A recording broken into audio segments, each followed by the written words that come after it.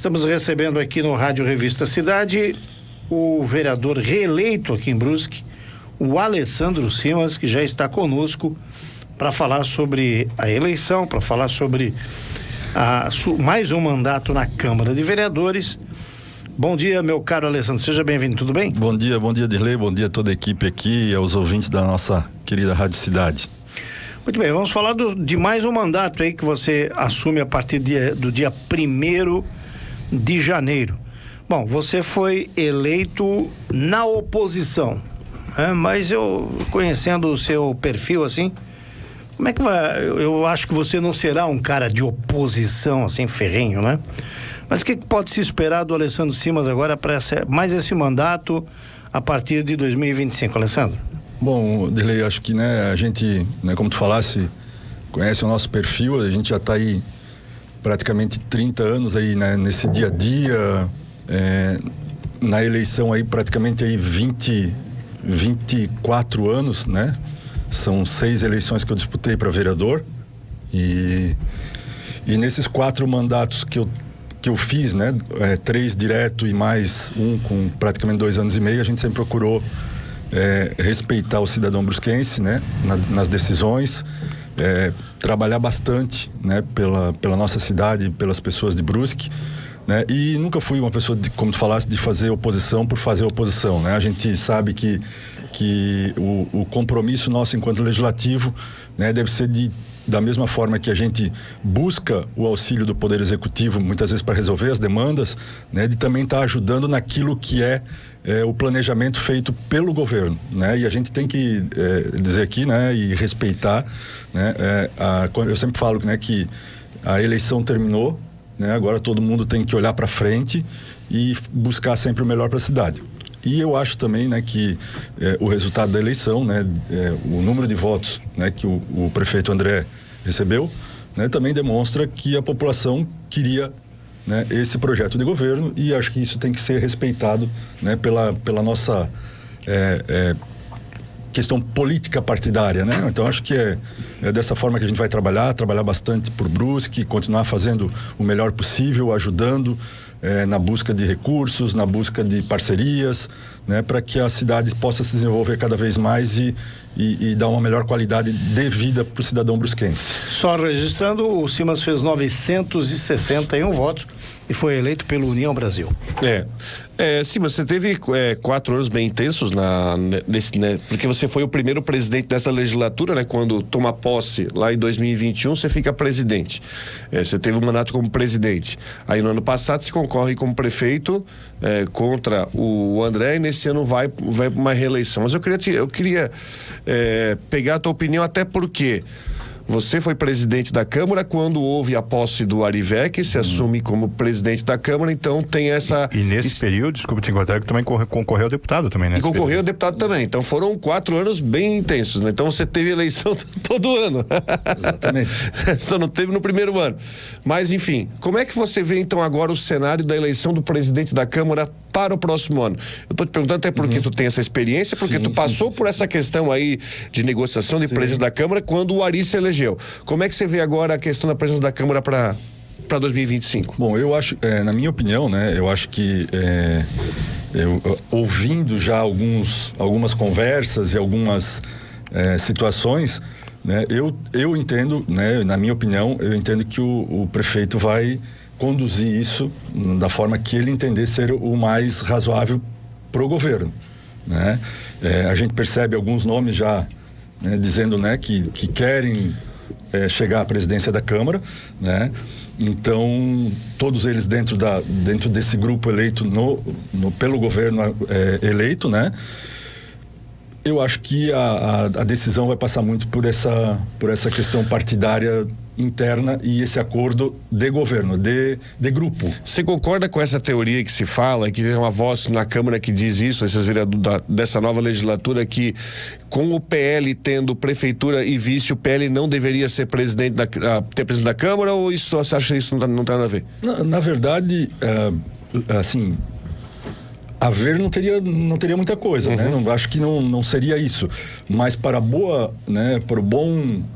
bom trato de distribuição grupo, de poder. Distribuição do poder. A gente tem, inclusive, na Câmara, né, quando se monta as comissões e a mesa, a questão da proporcionalidade e de respeitar a minoria. Né? Então, dentro desse perfil, eu acredito que o próprio governo deva buscar realmente uma composição com o grupo, né, que faz parte da base de governo ali, né, com os partidos que estiveram dentro da coligação, para escolher um nome dentro desse grupo que não seja do PL, né? Mas, como eu falo, é legítimo de qualquer um dos vereadores eleitos, né, querer buscar a presidência, né? Então, a gente sabe que dentro do próprio PL, acho que 2 ou 3 vereadores pleiteiam já a presidência, né? No Republicanos, no PP, né? E o próprio Podemos, né? Tem o Kaká, que também é um nome que já foi presidente, que fez um bom trabalho na Câmara, né? Durante o período que ficou. Né? O Dalmolin também, que está hoje presidente, tem o vereador Rogério. Então, é um grupo forte que tipo, não vamos dizer que vai sair faísca, mas são pessoas que realmente têm condições de representar o legislativo, né? Durante esses 2 anos, não sei como é que vai ser a distribuição disso, mas tem bastante pessoas capacitadas para representar o legislativo da nossa cidade. Do seu ponto de vista, qual vai ser aí o grande desafio desse governo para a partir de 2025? O que você acha que tem de demanda aí? Que vai ser necessário o governo implementar uma energia maior? Eu acho que dentro desse período dos 4 anos, eu acho que a questão, a gente fala muito a questão da saúde, né? Uhum. Avançou muito, não tenha dúvida, né? Só que é aquele negócio, né? Eu recebi ontem de um amigo, né? Que a esposa dele tem um problema grave na coluna e aí tinha que tomar o remédio, ela foi no posto de saúde, como ela tinha uma consulta esperando com um especialista, o médico que estava lá não deu nem a receita do remédio, ela passou com dor. Uhum. Né?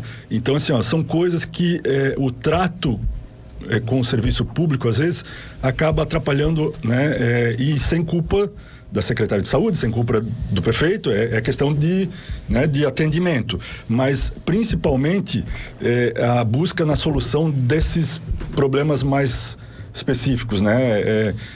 Pequenas cirurgias, a gente tem uma fila muito grande dessas pequenas cirurgias, tirar um sinal, um câncer de pele, essas coisas. Então, acho que isso daí deve ser um ponto principal para que o governo possa focar bastante na distribuição dos recursos para a saúde, né? A questão das obras, né? O dinheiro, né? Do Von Plata, esses recursos de financiamento, eles estão, né, à disposição, então são obras que é só tocar hoje, né? Eu acho que é importante a gente, né, nesse período também buscar a busca de recursos para mais obras, porque a gente sabe que o orçamento público, né, quem conhece, sabe que ele é praticamente comprometido com 50% com a folha, 25% com a educação e 15% com a saúde. Né? E até mais hoje com saúde. Então, para investimento é muito pouco, né? Por isso que, né, a busca dessas emendas, dos recursos é muito importante para que a gente possa, né, melhorar ainda mais esse tempo. E também, né, vai haver essa questão a partir de 2026, 27, né, que vai estar dentro desse 26 é o período aí, né, praticamente de meio de mandato, que é o início do IBS, né, o imposto, né, que vai criar algumas, né, a gente ouve muito na questão da reforma tributária e tudo mais, que a tendência é que os municípios acabem ainda, de repente, perdendo um pouco de recurso. Então, né, isso, claro que o governo federal deve fazer um escalonamento para compensar, mas é um desafio grande, né, para que quando isso inicie, né, não haja um baque muito, né, para que as pessoas, né, que a cidade não sofra muito, né? Isso ainda não está muito claro, né? Bastante, é muita, muita discussão, muita dúvida. Isso, então acho que esse vai ser mas é uma perspectiva. Mas esse eu digo, é um desafio de se preparar realmente para. Você está falando nisso? Quer ajudá-lo? Eu lembro que na época da discussão sobre a reforma tributária, o prefeito Ricardo Nunes, que se reelegeu agora de São Paulo, foi sempre contra. Sim. Porque ele já fazia uma projeção de que os municípios perderiam muito recurso. É isso aí. A tendência, né, que isso possa realmente, né, na atual modelo, que isso se concretize, né? Então, há essa necessidade desse entendimento, ajuste, de se preparar, né? para é importante. Ô Simas, eu quero voltar ainda na questão da eleição, né? O União Brasil, na minha visão, foi o que aglutinou mais pessoas, de certa forma, assumidamente opositoras ao atual governo, né? Nem o próprio PSD, que foi o grande adversário, na minha visão, tinha tanta gente que se posicionou como oposição ao grupo do André Weck, né? E você colocou agora que, e o Dirley feliz na colocação, quem acompanha a tua trajetória, eu acompanho também há muitos anos, sabe que você não tem esse perfil de oposição ferrenha, né? Há alguma possibilidade de União Brasil integrar o governo André Weck? Houve alguma conversa, alguma sinalização nesse sentido? Não. Acho que essa conversa não teve, né? E desse ponto, né, de a União Brasil fazer parte do governo, acho que não, até porque, né, eu percebo assim, eu sempre falo, né, que como o Rodrigo, como tu falasse, Rodomiro, eu disputei aí nos últimos 3 anos 3 eleições, né? E isso, né, a gente que já está de cabelo branco, né, vai cansando também, né? Então eu deixei claro, né, pro grupo que seria também a minha última eleição, né? Eu não devo disputar mais eleições, né? E com a liberdade do União Brasil de tomar, né, o caminho, tem pessoas, né, que a gente fazia uma perspectiva de eleição de 2 vereadores ali, né? Essa era a nossa ideia, né, de eleição de 2 vereadores, mas, né, eu já participei de uma eleição que eu fiquei o primeiro suplente nesses moldes, né, que na época o Jandir e o Roberto foram candidatos, né, e com a diminuição, né, dos votos, o legislativo, né, os candidatos na proporcional acabam perdendo também, né, a gente percebe, né, e aí nessa eleição o PL que fez, né, o prefeito fez muitos votos e acaba puxando os votos do legislativo também, né? Então eu acredito que isso fez a diferença para que, né, que a gente não elegesse 2, que o PSD, né, que era o candidato, né, do prefeito, não fizesse um vereador, né? Então, né, a gente percebeu o próprio DC, né, que da mesma forma, né, se projetava a possibilidade de eleger numa sobra, não elegeu. Então, eu acho que essa conta, né, como eu falei, né, o resultado da eleição mostrou, né, o que a população queria, né? Então, mas de estar realmente em oposição, eu não tenho esse perfil e não... E descarta o partido também fazer paz aí de uma base, que não né? vai ter nenhum tipo de conversa nesse sentido, né? Então, eu não vejo essa aproximação, né? Inclusive pela questão política e ideológica de algumas pessoas que também fazem parte. A gente tem que respeitar, né, essa decisão de todos, né? Estamos aqui com o vereador Alessandro Simas, reeleito para mais uma legislatura que começa em 2025. O Simas, essa semana, durante a reunião ordinária, foi aprovado um projeto de lei ordinária 60/2024 que altera o dispositivo da lei número 4.547 de 2023, que reduz os limites definidos para a área de APP em área urbana consolidada. A área urbana consolidada é uma APP, é uma edificação que já existe, não é? Explica pra gente, você foi o relator e o projeto, esse projeto de lei ordinária foi aprovado, né? O que ele quer dizer, qual é o impacto dele em relação às necessidades aí da comunidade?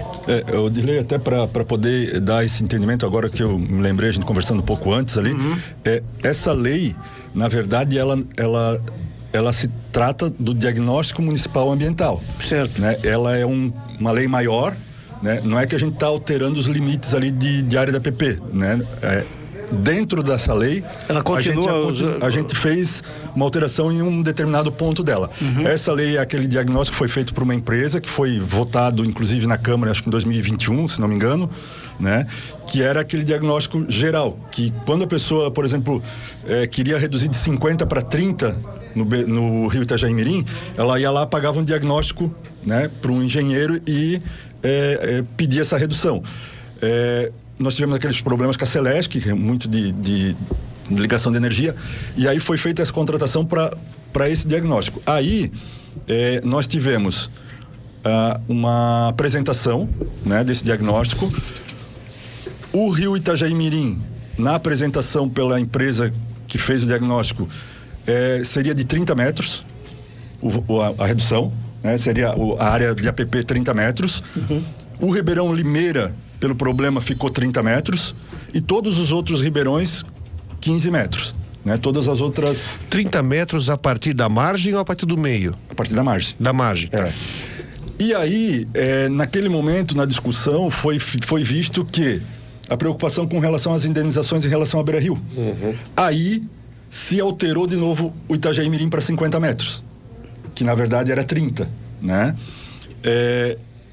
Mas dentro desse projeto havia possibilidade de regularização de obras que estavam dentro de área da APP, né? E para isso o proprietário do imóvel teria que contratar um engenheiro, fazer uma apresentação e a área que ele estivesse ocupando dentro da APP, ele pagaria o valor 100% do valor do metro constante no IPTU, o valor venal do IPTU do terreno, né? Então, muitas vezes, vamos dar um exemplo, a pessoa aí tem uma área que ela ocupou, como eu falei, 700 metros, né? Se o IPTU fosse, o valor venal do metro quadrado fosse R$1.000, ela teria que pagar 700 mil, né? Eu dei o exemplo no caso da Limeira, né? Que é uma região que existe casas nesse sentido. Muitas vezes o imóvel do cara vale 200 mil e ele teria que pagar 150 para regularizar a sua obra, né? Então o que a gente fez? Nós, para imóveis, para áreas atingidas com mais de 500 metros quadrados, né? Há uma redução de 80% desse valor, né? Para áreas até 500 metros quadrados, 50% do valor, né? Do metro do IPTU. E se a área for menor de 500 e for o único imóvel do cidadão, ele vai ter essa redução de 80 também, né? Porque aí muitas vezes é um imóvel, né? A casa da pessoa e tudo mais. Então isso foi uma emenda que o vereador Jean Pirola e o próprio Cacá na Fundema também deram essa ideia, né? Então, hoje, se a pessoa tem um imóvel que atinge alguma área da APP para regularização, e a data de corte é a lei, claro, né? Não vai ser para obras futuras, né? Ela poderia fazer essa regularização com essa possibilidade de redução dos valores, que é o que a gente, né, falou muitas vezes na Câmara. Muitas vezes a pessoa quer financiar o seu imóvel, quer vender e não pode financiar porque não está regular a construção. Então é uma possibilidade isso foi um pedido muito grande de todos os engenheiros ambientais que trabalham nessa área, né? No dia da audiência pública nós tivemos uma moça que teve lá com uma situação dessa, né? Que uma das engenheiras levou ela, uma família simples que não conseguia regularizar sua obra, né? E então a gente buscou realmente a possibilidade de fazer isso, né? E dentro dessa lei, né? Que é o diagnóstico municipal, né? Nós conversamos com o Cacá, né, na Fundema e nós vamos ainda buscar a redução dos 50 para 30 da Beira-Rio, né? Só que com duas condicionantes. Nós vamos iniciar agora o projeto, né, de alteração dessa lei no que diz respeito à Beira-Rio, mas com duas condicionantes. Primeiro, o proprietário do imóvel, ele abre a mão da indenização desses 20 metros, certo? Então, ele vai assinar que ele não vai receber qualquer tipo de indenização quando a Beira-Rio passar, né? Porque seria coisa, né? Foi esse o problema maior para voltar para os 50 porque o diagnóstico dizia que era 30 metros a nossa região urbana consolidada, né?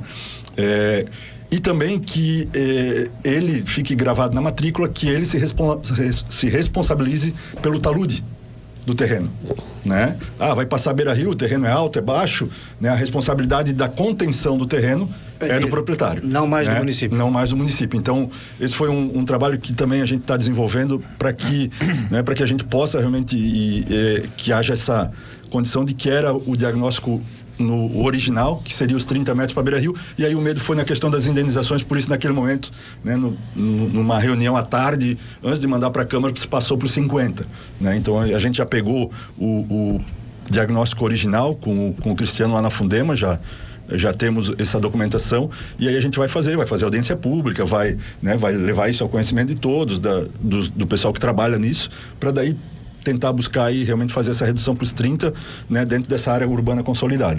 Essa lei, na verdade, não me corrija se eu estiver errado, sim, mas ela de certa forma adequa ao Código Florestal lá de 2012, né? Também. Que foi aprovado Lei 12.600 e alguma coisa de 2012, que inclusive o Luiz Henrique da Silveira, quando senador, foi um que bateu firme nessa tecla, né? Ele dizia ele falava da geografia do Brasil. Isso, porque a questão, né, tipo, a realidade nossa aqui não é a mesma realidade do norte do Brasil, ou do nordeste do Brasil, né? Então, o código ele teria que respeitar, né, essas particularidades, né? Particularidades. Eu lembro que eu acompanhei uma época aqui em Canelinha, a situação das cerâmicas, de muita cerâmica instalada à margem de córrego, e se fosse seguir a risca o que dizia a legislação, fechava a cidade toda, né? Que a economia forte de Canelinha é a cerâmica, o setor de cerâmica, né? Eu acho, dentro desse sentido, né? Eu acho que, como eu falei, né? A gente dá o basta, né? Na questão de obras irregulares, né? Porque a data de corte é a lei, e a lei prevê isso, né?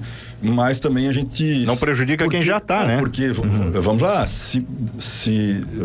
vamos ser bem coerentes. Se daqui a pouco a gente pega algum fiscal da Fundema, alguma coisa, e resolve sair do setor e ir lá para Limeira, notificar todo mundo, daqui a pouco tem que destruir. Não, mas você vai criar um problema muito grande, porque se você pensar no crescimento da cidade, eu não vou nem falar em Ribeirão Limeira, o crescimento da cidade histórico em cima de vários ribeirões, você pensa, por exemplo, lá no Dom Joaquim, por exemplo, que tem aquele ribeirão que passa, que corta. 1º de maio aqui, você vai ter que derrubar a escola, teoricamente. 1º de maio aqui é o maior exemplo. 1º de maio aqui, então tem que... A Zambuja, né? A vala da Zambuja. Né? A Bucão Viana tem a vala da Bucão Viana, é tudo, né? A gente é cortado por esses ribeirões e valas que a gente fala, né? Então, né, dentro desse contexto da área urbana consolidada, a gente buscou realmente dar essa condição de regularização com uma questão não tão onerosa para o cidadão, né? Meu caro Alessandro Simas, muitíssimo obrigado por ter vindo aqui na Rádio Cidade. Desejamos para você a próxima legislatura que você consiga fazer o seu trabalho e certamente você vai ser bastante chamado aqui para conversar com a gente. Obrigado. Obrigado, né? Obrigado, um abraço a todos aqui, aos ouvintes, né? E deixar aqui o parabéns já antecipado para o dia de amanhã, né? Pela passagem em comemoração aí dos 42 anos da Rádio Cidade. Falei agora há pouco, né? Aqui fora do ar, que quando meu pai jogava futebol, eu apitava futebol, muitas vezes eu ia para Joinville, que eu torcia pro Jack, né? Meu pai jogou lá, minha mãe é de lá. Não torce mais agora, né? Não, agora Brusque, né? E o nosso Flamengo? Mas eu peguei o tempo, né, de Nardella, Paulito, essa turma toda, né? Zé Carlos Paulista, uma turma aí que, né? Egídio, era uma... Paulo Egídio, era uma seleção, né? Alfinete. Era uma seleção. Aí, quando ia o jogo, né, do Paysandu, Renault, que era contra o Joinville, lá no Ernestão. Eu pegava carona, eu ia junto de Fiat 147, desses carros, com a equipe da Rádio Cidade, cara, que tempo bom mesmo. Faz tempo. Faz tempo. Obrigado, valeu, um abraço a todos.